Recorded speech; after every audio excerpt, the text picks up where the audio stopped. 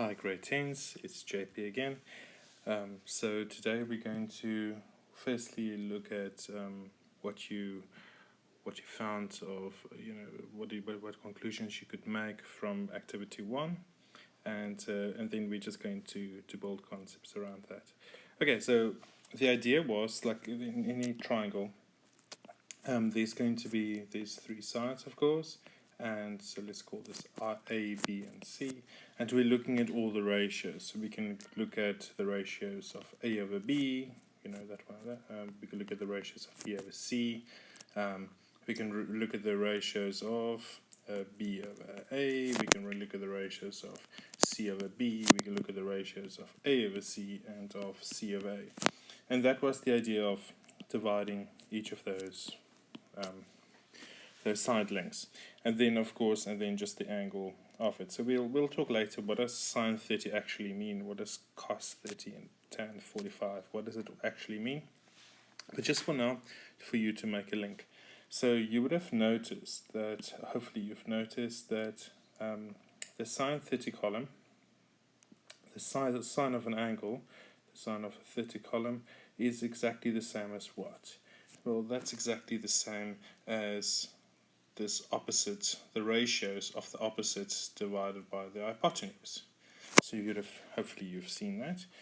Then you hopefully also saw that the cos angle, this one here, is exactly the same as the adjacent over the hypotenuse. Don't worry too much if you made rounding errors here. We'll fix those in no time. And then you also would have noticed that the opposite over adjacent, that is the same as the tan of an angle. So those are all the same.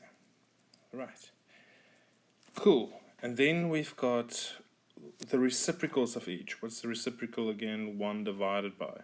So we've got 1 divides by sine of an angle. So 1 divided by sine of an angle. That one was exactly the same then of the reciprocal of the red one. In other words, the other way around. Hypotenuse over the opposite. So those two were the same. And then what else? We saw that the adjacent over the opposite, so in other words, the reciprocal of the green one is equal to the bottom table, the reciprocal of the green one. So those two are exactly the same. And lastly, we saw that the hypotenuse over adjacent, so it's the reciprocal of the blue one there, is exactly the same as the reciprocal of the cos one, in other words, of the blue one of the bottom triangle.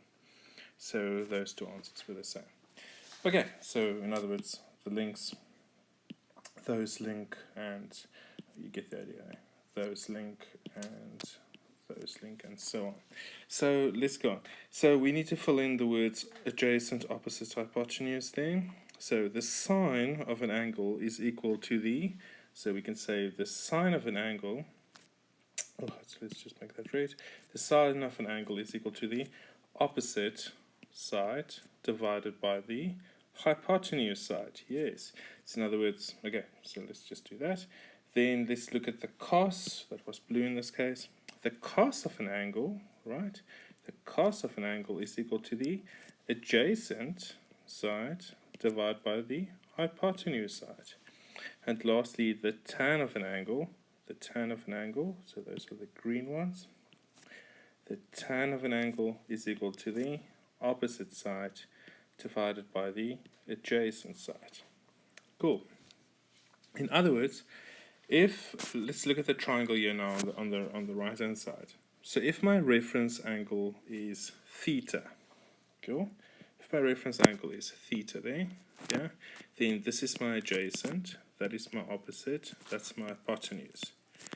Okay, so we said the sine of an angle is equal to the opposite divided by the hypotenuse. So what is the opposite in this case?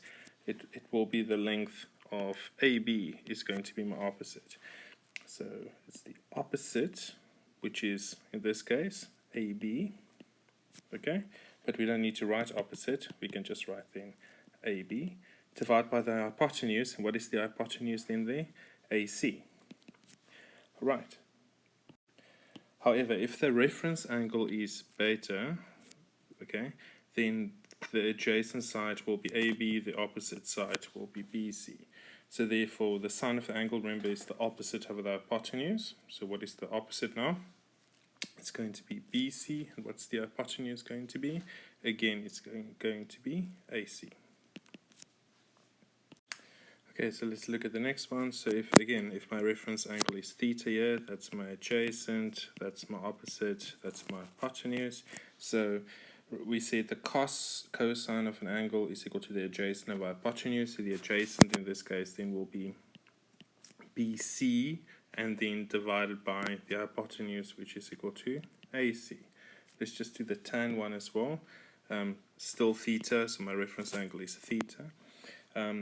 So the tan of an angle is equal to the opposite divided by the adjacent side. The opposite side divided by the adjacent side. So what is the opposite side there? AB. And what's the adjacent side? That's going to be BC. If beta is my reference angle, then of course this again will be adjacent. That is opposite. The one opposite the 90 degrees, of course, is the hypotenuse. And so therefore cos, again, remember, it's adjacent of hypotenuse. What's the adjacent side there? It's going to be the length AB. And what is the hypotenuse there? It's going to be the length AC. So the next one, the green, we've got the opposite of adjacent. So therefore that is tan. Opposite of adjacent is tan. So therefore the opposite in this case is going to be BC, and then the adjacent side, of course, is going to be AB. Yeah, right. So let's just quickly just make sure you understand this. So if you've got a right angle triangle, right angle triangle, and you've got, so let's call this differently now, DEF, and this is my angle, then say for example, then this is of course going to be my adjacent, that is my opposite, and that's my hypotenuse. So in other words, sine of theta is equal to opposite over hypotenuse. You need to know sine of theta is opposite over hypotenuse, and opposite over hypotenuse then is going to be, opposite is the length of DE, and the hypotenuse is the length of DF. Cos of theta is equal to then adjacent over the hypotenuse. Adjacent in this case is EF, and hypotenuse is DF. And then lastly, tan theta is equal to opposite over adjacent. The opposite is then DE. Oh, that's DE, and the adjacent is then equal to EF. All right. I quickly want to show you, and this is very important for me, just what happens now if you've got, look at angle beta, the other angle, all right? We call those two angles co-angles, right? The co-angle of theta would be the other angle, right, beta.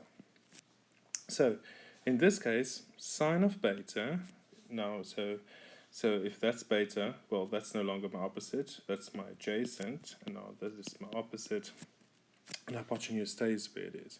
Sine of beta is equal to, that's going to equal to sine of EF over DF, and cos of beta is going to equal to DE, DE over DF, and then tan of beta is going to be equal to opposite, which is EF, over DE. I want you to quickly make a link there. Which of those will be the same? Hopefully you've made the link that sine of beta is DE over DF. Cos is EF over DF. You've also hopefully made the link cos of beta is DE over DF, and sine of theta is DE over DF. Okay, I want to show you how beautiful this is quickly. So, sine of an angle, right? So let's call it angle A, is opposite over hypotenuse. Cos of an angle, right? The same angle is equal to adjacent over hypotenuse. What is the big difference between sine and cos of an angle? The only difference is the opposite and adjacent, they interchange, they swap, right? So of course, what happens when you find a co-angle? The hypotenuse stays where it is. It's the opposite and adjacent that switches around. Oh, isn't that beautiful? And that is the big difference between a sine and a cos and a tan. There's a lot of people that remember sine, cos, and tan's ratios in weird ways. Like, I mean, there's like some, it's like a martial arts, sakatoa. But I don't know. If you don't know what it is, don't even look at it. So I just think it's easy. You know, if you know one, you know the other one. Sine of an angle, right, is equal to opposite of hypotenuse. What's the difference between sine and cos? Cos of an angle is not opposite, but adjacent over hypotenuse. And tan is very easy. Tan is just actually looking at gradient. Is that if that's your 90-degree angle, it's the change in y over the change in x, in a sense. So it's your opposite over adjacent. And that's kind of it. Okay, so I want you now to look at activity 2. That's also in your Google Classroom.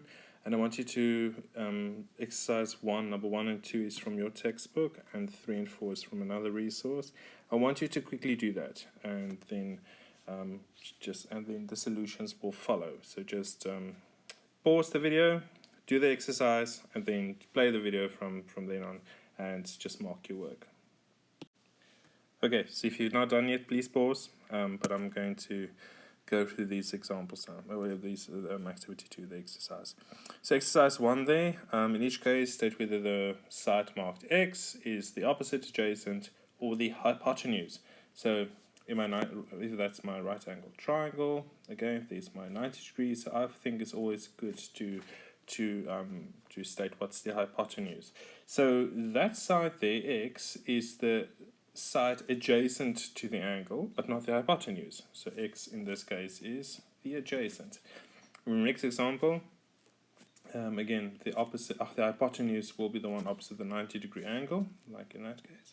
So then, if that's my angle, theta there, that's my adjacent, and that will be opposite. Therefore, x will be my opposite. Question C, there's my 90-degree angle. So in other words, that's my hypotenuse. So that is the side adjacent to the angle. So x there is my adjacent.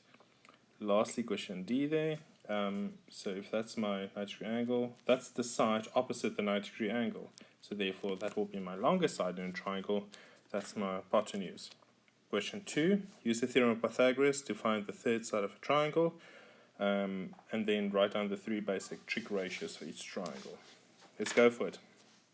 So how does Pythagoras work again? Remember, it's the short side plus short side is equal to the hypotenuse side. So let's go. Look at question A there. So question A, the short side, one of the short sides, so it's 6 squared. The other short side is x, so it's x squared. And the hypotenuse there is equal to 10 squared, right? Short side, and that is equal to the hypotenuse squared. So therefore, well, 6 squared is 36, plus by x squared is equal to 100. X squared then is equal to 100 minus 36, which is equal to 64. And what is the square root of 64?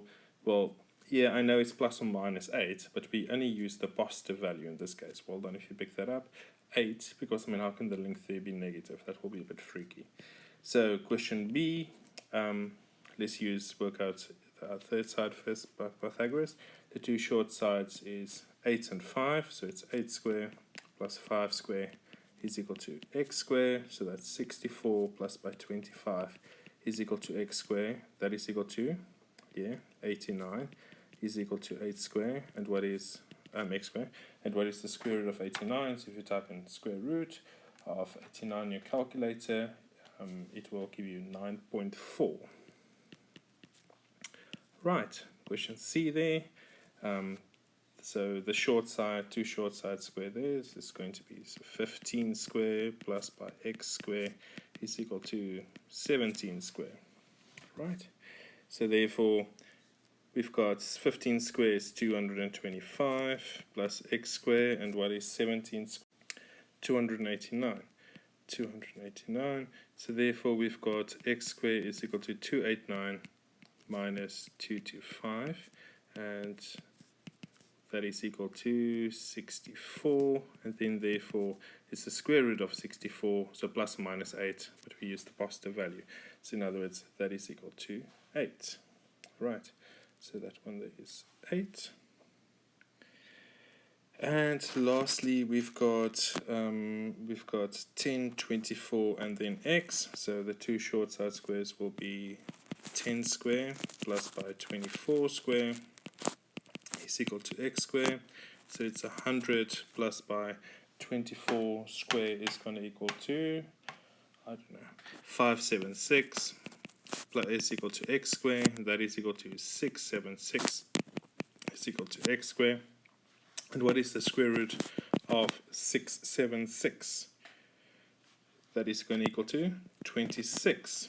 So yeah, so this is just simple Pythagoras. Hopefully I got them all right.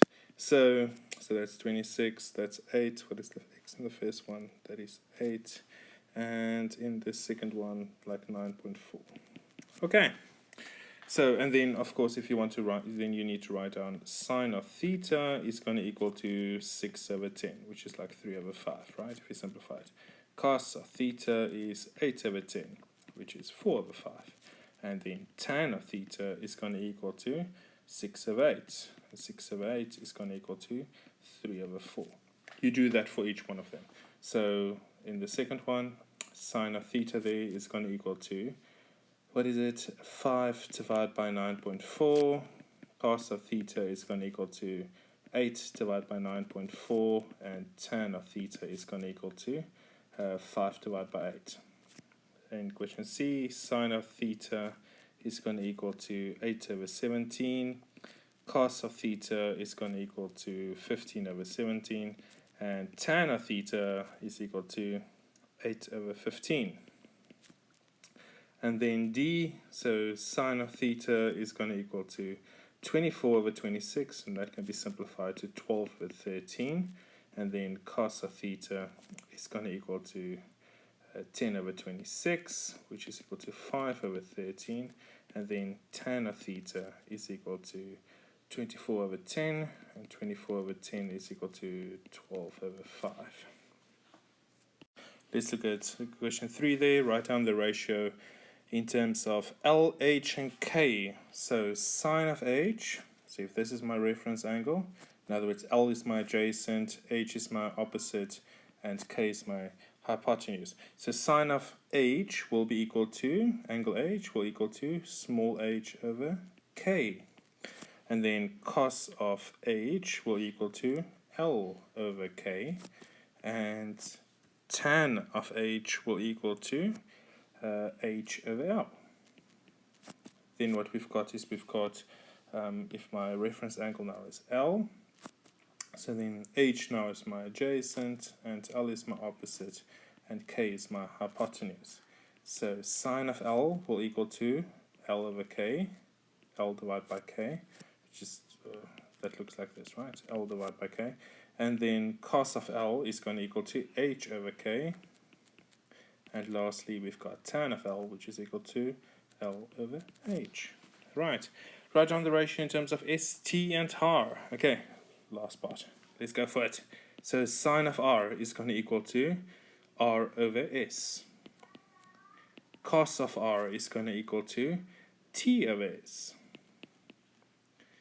And then tan of R is going to equal to R over T. Right. Good. Let's go for it. Next couple of ones. So tan of T is, sine of T. So if this is now my angle, sine of T is going to be, that's my opposite over hypotenuse. So that's going to be T over S, right? And then cos of T is going to equal to R over S. And tan of T is going to equal to, T over R. I just want you to note again that what's the difference between sine and cos again?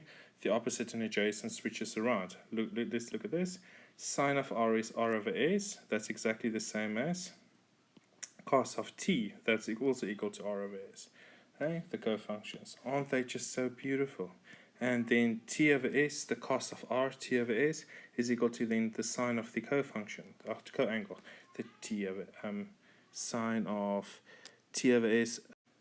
Okay, so next up, we're going to look at activity 3 together. So hopefully you can have access to activity 3 on a device, or print it out, or whatever you're most comfortable. Okay, see you now.